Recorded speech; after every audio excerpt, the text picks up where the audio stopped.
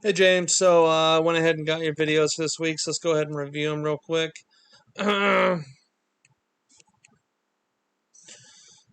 very much hope that your family and everybody's all right on your end.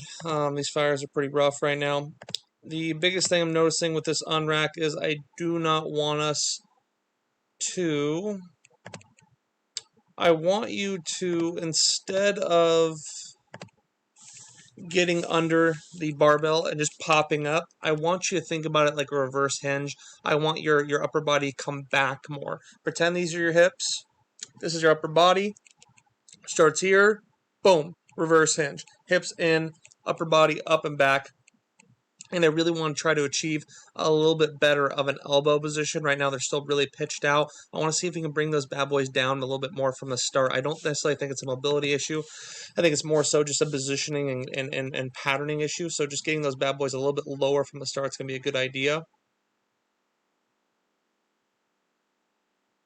Squat self's looking good. Probably the only thing I'd say is we're going really fast with the eccentric, so I just slow it down just a little bit. We're dropping that hole real quickly, but besides that, it looks really good. No issues whatsoever. No lumbar extension, no flexion. Just want to drop those elbows down a little bit and possibly slow down the eccentric just a little bit, not drop down in such a dramatic fashion. Bench looks good.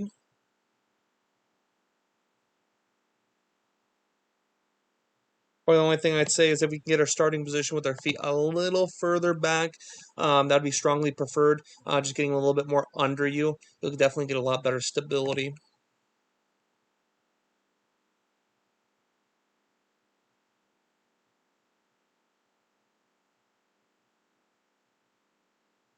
All right, I'll let you know on a pro tip for the barbell overhead press. You'll notice that all people that put up really good barbell overhead press numbers do the same thing. They use a little bit of muscle elasticity. Now, that doesn't go for push press. Push press is a little bit different. Dropping down like this and using elasticity can end up being a bad thing for the push press, but for the barbell strict overhead press ends up being a pretty good thing. You end up getting a little bit more load. And I do think there's a pretty good carryover to other pressing exercises because realistically, we're usually doing that kind of motion in the bench press as well and just other pushing exercises in general. There's usually a little bit of an eccentric motion before the concentric motion rather than just starting from a isometric position. So rather than starting from an isometric position and producing force up, instead what I want you to do is start exactly where you're starting and then do this. That's all it is. Just a little bit of a dip. And you end up using your muscle elasticity and firing out of the hole really, really well. By taking advantage of the eccentric motion, you end up getting a much faster concentric motion. Really good drive from the bottom. So literally all it is just a little bit, just a little bit. We're not going all the way down to here. Still staying stacked, keeping the barbell here, and then it's boom, that's all it is, just dropping about an inch, and it does make a big difference. Kind of like a little pro tip. It's not necessarily a fault not to do it. You can continue doing it how you're doing it, but you'll just you'll get a little bit more proficiency out of that bottom position if we do that. So go ahead and give her a try next week, see how it feels. I do think you'll be able to handle more load though if we do that.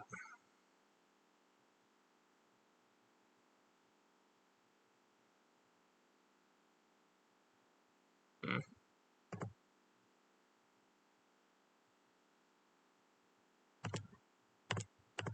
Only thing I'm noticing from the start, like to start with those hips. Just actually that looked pretty good. You end up getting a little higher there.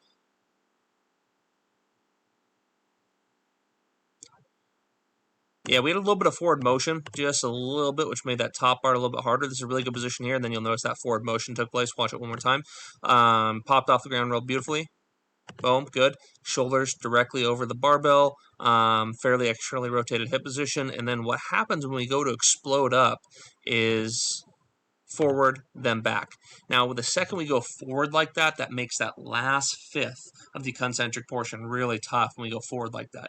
Either when we don't get our upper body far enough back in the setup, or if we end up experiencing a little bit of forward motion during the first initial liftoff, it makes that last piece of the on the way up portion very tough, makes it a hard sticking point there that's hard to overcome. So what I want you to do is just be, I don't want to say a little bit more patient because you can be pretty explosive out of that position, but think about it like this. I want you to push your back against the barbell. Act like you're in the bottom of the squat, and if you don't push your back against the barbell, what happens?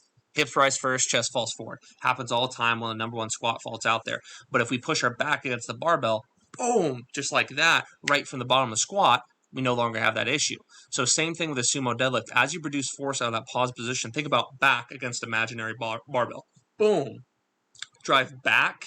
Don't just try to explode with your feet. If we just try to explode with our feet, we end up falling forward. But if we end up driving back with our upper body as well at the same time, you'll no longer have that issue. I think it's just a sequencing, cueing little issue there that can be easily benefited. So let's go ahead and do that moving forward, and you should be able to fire out of that hole without any wasted motion.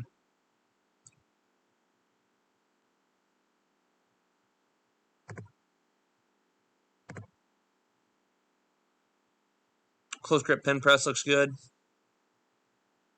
Nice and easy. Yeah, easy. Super cakey. Definitely add a lot of load to that in the weeks follow. That looks super cakey.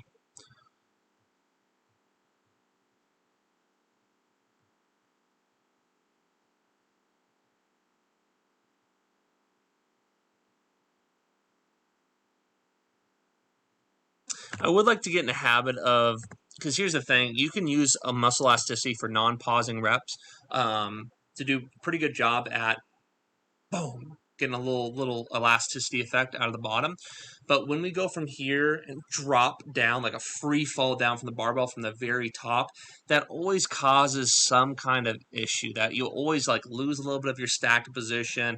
You're just gonna have certain issues with that. So if you're gonna drop down and use elasticity a little bit, don't be afraid to. But we still want to control that top range of motion, and then you can get a little elasticity out of the bottom. I want to push you to not drop so fast from the very top. Dropping that fast, though, can come with some issues of just getting a little unstacked in the bottom, being a little rough on the joints. So I think going a little bit slower in that first 2/3 of the eccentric is going to be a really good idea for you. And then if you want to drop down a little bit faster towards the bottom, that's probably encouraged. You'll get a little bit more explosiveness off the chest on the concentric.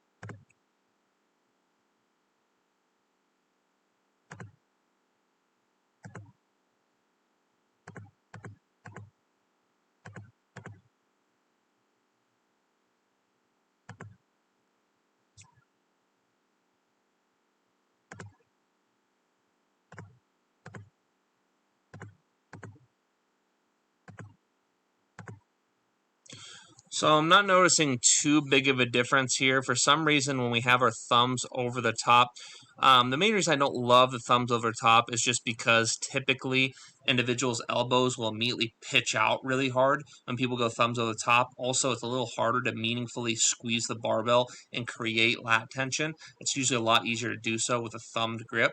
There's some people with certain mobility issues or certain things of that nature that may be that the thumb over the top can be a better position for them, but in general, I don't necessarily prefer it.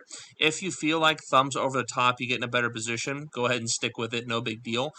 Just make sure we're not letting our elbows go like this, because the second we have our thumb over our top and our elbows pitch out like this, we end up pushing the barbell forward, and we end up getting tossed forward, especially at some point in the squat sometimes. So it does come with some issues at times. We got to make sure that those elbows are staying a little bit further under us. But the one difference I am noticing is that your head is a little bit better of position with the thumbless grip.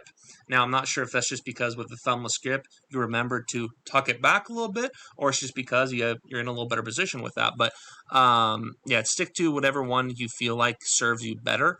I don't really have a big preference either way. We just really don't want to let it become thumbless and then also elbows pitched out, because again, that usually causes some heavy forward motion and forward tension that affects the squat pattern a little bit. Overall, really solid week. Not a whole lot else to break down.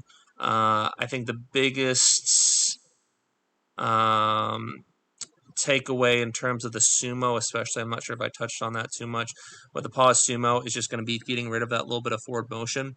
Barbell overhead press trick is going to help a lot too, but getting rid of that forward motion we're taking place after the pause for one, and then two, really trying to focus on knees out first. Right now, chest comes up and then knees come out as a byproduct, almost as an afterthought. So look at the knees, look at the chest as you go to build tension. chest, then knees come out. So let's think of knees out first, knees out first. Think about externally rotating the hip at the very start of the setup. That's number one. And then number two, let's go ahead and push that back against imaginary barbell and fire out of that pause position with a little better composition without forward motion. I think that's about it for this week, though. Hope your family is safe. Stay safe out there.